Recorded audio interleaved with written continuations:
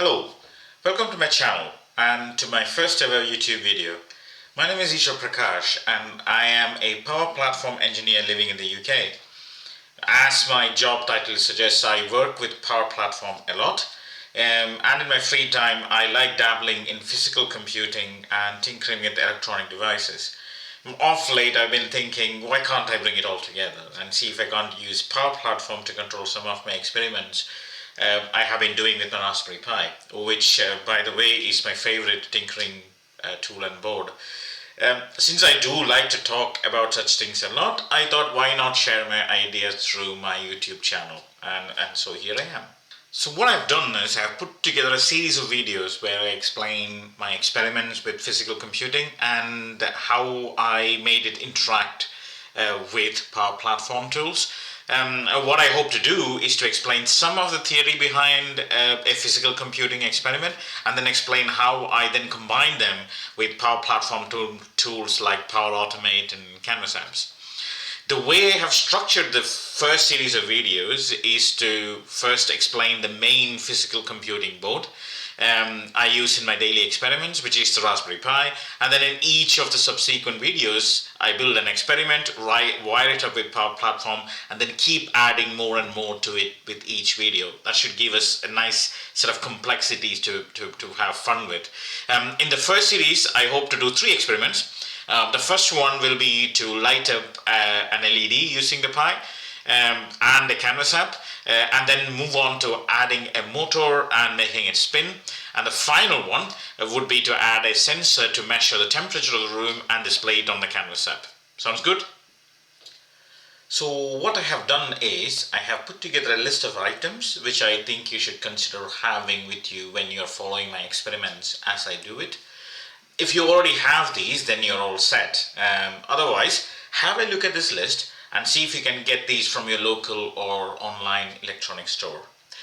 The first thing you need is, of course, a Raspberry Pi. Now, I use the 2B version of the Pi and I will be using that during my experiments, but any newer ones will do. The latest version is 4, I think. You should get it on the Raspberry Pi website or other websites like Adafruit or the Pi Hut here in the UK. You may have a different website in your country, but a quick Google should get you going. I have added the link to the main Raspberry Pi website in the description of this video in case you need it. Now, the second thing you need is a good hobby kit.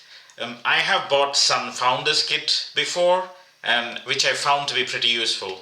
But that kit is not the only kit available in the market. There are loads of them around. I have put links to some that I know of in the description of this video. Check them out and see if it fits your budget and your comfort level with electronics in general. And finally, you will need access to a Microsoft Power Platform subscription. You can sign up for a developer subscription, which is free and provides you with access to most of the platform. Again, I have put a link to Microsoft's Power Platform sign-up page in the description for this video as well. Now, before I complete this video, I would like to show you what we are going to be building and what the final output will be. We can see a completed version of the experiment here.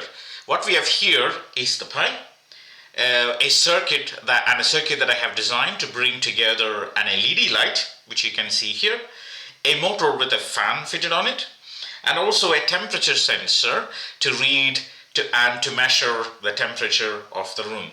The control surface that you see to the left of your screen is a Canvas app that I can use to switch on and interact with the LED light and the fan.